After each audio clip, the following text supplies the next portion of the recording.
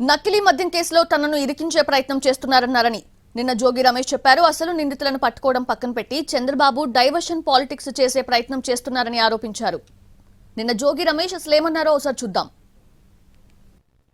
పక్కకు తప్పించాలా, diversion politics చేయాలని చెప్పి చంద్రబాబు నాయుడు దీన్ని వేరే వాళ్ళ మీద తోసేయాలా, వేరే వాళ్ళకి దీన్ని అంటగట్టాలా అని చెప్పేసి తెగ తాపత్రయపడిపోతా ఉన్నాడు, తెగ ఇబ్బంది పడిపోతా ఉన్నాడు. ప్రభుత్వానికి చంద్రబాబు నాయుడికి సూటిగా చెప్తా ఉన్నా, నకిలీ డిస్టిలరీలు ఏంటయ్యా, నకిలీ ఫ్యాక్టరీలేంటి, నకిలీ తయారీ కేంద్రాలేంటి, ఎప్పుడైనా ఎక్కడైనా చూసామా అని అడుగుతా ఉన్నా. చంద్రబాబు నాయుడు ఏం చేయాలా, కూటమి ప్రభుత్వం ఏం చేయాలా, ప్రభుత్వం ఏం చేయాలా, అన్ని బ్రాందీ షాపుల మీద ఎంక్వైరీ చేయించి నిజమైన మద్యం అమ్ముతున్నారా లేకపోతే నకిలీ మద్యం అమ్ముతున్నారని చెప్పేసి దాన్ని అరికట్టే ప్రయత్నం చేయాలా.